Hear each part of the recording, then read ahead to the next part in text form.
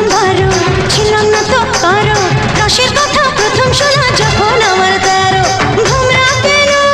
মধুলটি ভোমরা কেন মধুলটি ভোমরা কেন মধুলটি এখন জেনে গেছি হয় আমি 16 পেরিয়ে গেছি বাবু গো 16 পেরিয়ে গেছি আমি 16 পেরিয়ে গেছি বাবু গো 16 পেরিয়ে গেছি